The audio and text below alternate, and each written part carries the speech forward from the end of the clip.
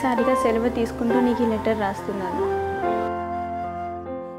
ఎన్ని రోజులు నువ్విచ్చిన ప్రోత్సాహం, నువ్వు అందించిన సహకారంతోనే ఈ బండిని లాక్కొచ్చాను. ఇక నా వల్ల కాదు. ఎందుకని అంటే ఎక్కడ మొదలు పెట్టను, ఏమని చెప్పను. అయినా నీకు తెలియకపోతే కదా. అరిగిపోయిన గ్రామ్ఫోన్ రికార్డర్లాగా ఇన్ని రోజులు నిన్ను విసిగిస్తూనే వచ్చాను. ఇక నీతో నిన్ను విసిగించదులే సింధు. చిన్నప్పటి నుంచి నా భవిష్యత్తు ప్రణాళిక అంతా నాన్నగారిది. నాన్న నాకు ఇంజనీర్ చదవాలని లేదు, చక్కగా ఆర్ట్స్ గ్రూప్ తీసుకుంటాను అంటే నో, నువ్వు ఇంజనీర్ చెయ్యాల్సిందే అని పట్టుపట్టారు. నా చిన్న చిన్న కోరికలన్నీ కాదని నాన్నకి ఇష్టమైన వల్ల నా మీదే రుద్దారు. డ్యాన్స్ నేర్చుకోవాలనుకున్న నా కోరిక, సాహిత్యం చదవాలనుకున్న నా అభిలాష, వీణ వాయించాలనే నా ఆశ అన్నీ హరిహాసాలు అయిపోయాయి. పుస్తకాలలో పాఠాలు నేర్చుకున్నానేమో కానీ బ్రతికే ధైర్యాన్ని మాత్రం నేర్చుకోలేదు. నేను ఎదుగుతున్నానా లేక కృంచిపోతున్నానా అని ఆలోచించే ధ్యాస మా ఇంట్లో ఎవ్వరికీ లేదు. మార్క్ లిస్ట్లో నేను ఒక మార్కులా మిగిలిపోయాను. అమ్మ, నాన్న, కులం, పరువు వీటికి భయపడుతూ నా ప్రేమను చంపేసుకున్నానే కానీ ఎప్పుడూ ధైర్యం చేయలేకపోయాను. నీ మనసు చెప్పినట్టు విను, నీ జీవితం నీ సొంతం, కాంప్రమైజ్ అస్సలు అవ్వద్దు అని నువ్వెంతగానో ఆ రోజు నాకు చెప్పావు. కానీ నా వల్ల కాలేదు, తలొంచేశాను. చివరిగా నాన్నకి ఇష్టమైనట్టే ఒక గొప్పింటి కోడలయ్యాను. మా అత్తగారి ఇల్లు ఒక జైలు, విలాసవంతమైన జైలు. అందులో నేను శాశ్వత ముద్దాయిని. ఆ ఇంట్లో ఏ చిన్న తప్పు జరిగినా నింద మొత్తం నా మీదే వేస్తారు.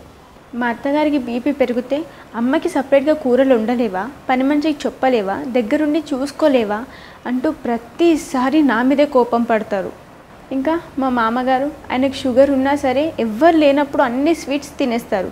ఆయన షుగర్ లెవెల్ పెరిగినా నేనే ముద్దాయిని. మా వారికి ఆఫీస్లో పని ఎక్కువైనా దానికి నేనే కారణం. ఇంజనీర్ గ్రాడ్యుయేట్వి, ఇంట్లో పని చూసుకోవడం రాదా అని అందరి ముందు నన్ను ఒక దోషిలా నిందిస్తారు. పెళ్ళయి 3 ఏళ్ళు అయినా మా ఆడపడుచు ముందు మా అత్తగారు అనే మాటలకి సిగ్గుతో నేను చచ్చిపోతూ, నేనున్న చోట ఈ భూమి చీలిపోతే ఎంతో బాగుండనిపిస్తుంది. ఈ అవమానాలన్నీ మా ఆయనతో చెప్పుకుంటే ఆయన కూడా అదే అంటాడు. పిల్లల్ని కనేస్తే అయిపోతుంది కదా, మా అమ్మకు కూడా ఒక మనమడో మనమరాలో ఉంటే ఆడుకుంటారు కదా అని వాళ్ళ అమ్మకే సపోర్ట్ చేస్తాడు. అయినా పిల్లలు కనడంలో నా ఒక్కదాని పాత్రే ఉందా? ఆయన ఏ రోజు నాతో మనస్ఫూర్తిగా లేరు.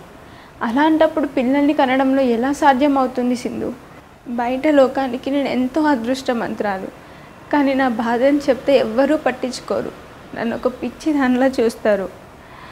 ఫలానా ఇంటి కోడలంటే ఎంతో అదృష్టవంతురాలంట, వాళ్ళ అంతస్తుకు తగ్గట్టు నడుచుకోవాలంట, నాకంటూ ఒక ఇష్టం, నా భావాలను ప్రకటించే స్వేచ్ఛ నాకు ఉండకూడదట. ఇంజనీరింగ్లో కాలేజ్ ఫస్ట్ వచ్చాను, అది ఐటీ బ్రాంచ్లో. అయినా కానీ బావిలో కప్పలాగా అందరి చేత మాటలు అనిపించుకుంటూ బ్రతుకుతున్నాను. పోనీ శాశ్వతంగా ఆ ఇంటి నుంచి బయటకు వచ్చేద్దామా అంటే అమ్మ, నాన్న నీదే తప్పు, నీకు సర్దుకుపోవడం రాదు అంటూ నన్నే నిందిస్తారు. నాకు ఓర్చుకోలేని బాధ వచ్చినప్పుడల్లా నీ భుజాలపై వాలిపోయేదాన్ని.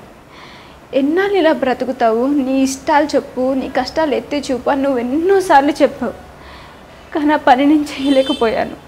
నాలో అసమర్థత, పిరికితనం, చేతకనితనం నన్ను కట్టిపడేస్తూనే ఉన్నాయి. ఈ క్షణం వరకు ప్రేమ కోసం తప్పిస్తూ నేను అలసిపోయాను. నాపై చూపించే అధికారాన్ని ప్రేమ అనుకున్నాను, నేను మోసం చేసుకోలేను. అలా అని ఎదిరించి బ్రతకలేను.